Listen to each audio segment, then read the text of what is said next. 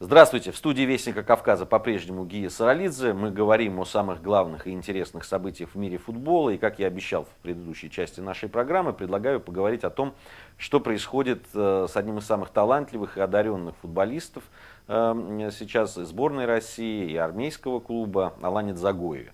В последнем матче с московским «Динамо» Алан Дзагоев заработал удаление. Это уже второе удаление за 8 туров. Для лидера команды, для одного из лидеров сборной России, который в основном все-таки занимается атакой, а не обороной, конечно, 2 удаления в 8 турах это перебор. Сейчас Алан Дзагоев будет дисквалифицирован, он точно не сможет сыграть в принципиальнейшем матче своего клуба. Напомню, армейцы встречаются с московским «Спартаком». И все это заставило и футбольную общественность, футбольных журналистов, спортивных журналистов, просто болельщиков говорить о том, что же происходит с футболистом и как все это расценивать. Алан Дзагоев, который появился, я напомню, помните, и в сборной России, чуть ли не в 17 лет, там один из самых молодых игроков вообще за историю, который надевал майку сборной команды. Он давно уже на ведущих ролях в армейском клубе. Несколько раз уже вел себя так, что заставлял журналистов писать, специалистов говорить о том, что у этого, безусловно, одаренного игрока не все в порядке с психологией. Говорили о звездной болезни, и, наверное, действительно такая присутствует. Говорили о том, что вокруг футболиста слишком много таких околофутбольных людей, приятелей, которые поднимают его статус в его глазах, говорят о том, что он звездный игрок и что он достоин большего. И каждый раз вот это вот поведение приводит Дзагоева к тому, что он то садится на лавку и в армейском клубе.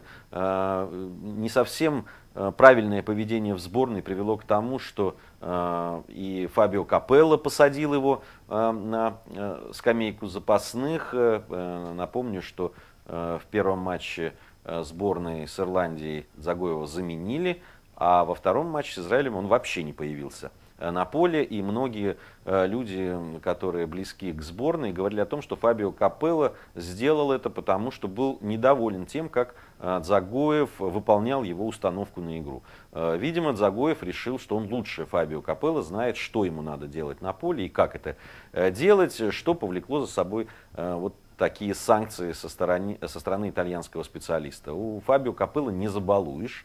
И он работал со звездами куда более серьезными, чем Алан Дзагоев. Поэтому в этом плане, конечно, надо было 10 раз подумать, прежде чем идти на конфликт с таким тренером и с таким уважаемым специалистом. То, что сейчас случилось с Дзагоевым в матче с «Динамо», это прямые последствия вот этого поведения, на мой взгляд.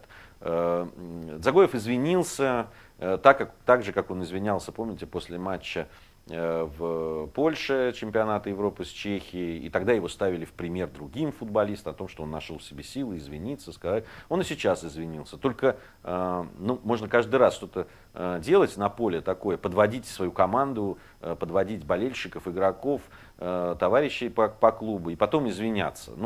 Уже, наверное, Алан Дзагоев вступает в тот возраст, когда все-таки взять себя в руки надо не после того, как ты уже что-то совершил, а до. Да, я понимаю, безусловно, Уилкшир во время матча «Динамо» ЦСКА здорово обработал Дзагоева, постоянно его били по ногам, и в том случае, когда Дзагоев ответил, ударив Уилкшира по лицу, наверное, эмоции перехлестнули, понятно, молодой игрок, горячий, кавказским темпераментом и так далее. Но на поле бывает все. И понятно, что если ты участвуешь в атаках, если ты лидер команды, надо быть готовым к тому, что против тебя будут играть в том числе и грубо. Есть для этого масса хитростей футбольных, которые Алану Дзагову, я думаю, известны, как уходить от таких столкновений, как сделать так, чтобы судья обратил внимание на то, что против тебя играют грубо. В общем, это такие чисто футбольные хитрости, которые должны быть известны и точно известны Алану Дзагову. Так вот, мастерство его и его, ну что ли, серьезная уже такая футбольная мудрость, которая должна приходить к нему постепенно, как человеку, который является одним из авторитетных таких игроков и в сборной, и в клубе, мне кажется, должны уже помогать ему избегать таких ситуаций. Я надеюсь, что наконец он все-таки извлечет из этого урок, потому что вот сейчас у Алана Дзагоева, у которого действительно очень хороший талант, и очень много плюсов футбольных, от того, как он себя поведет и как он воспримет вот то, что с ним произошло, будет зависеть его дальнейшая судьба в футболе. Неоднократно уже про это говорили, но вот каждый раз Алан, к сожалению, дает поводы поговорить об этом еще и еще раз. Но все-таки будем надеяться, что он сможет с достоинством и с честью выйти из этой ситуации, тем более, что таких игроков, у которых еще много и многое в футболе впереди, в нашем футболе не так много. И терять бы их по вот таким внефутбольным каким-то причинам очень не хотелось бы. Это был Гия Саралидзе, это «Вестник Кавказа». Каждую неделю мы говорим о самом главном и самом интересном в мире футбола. Пока.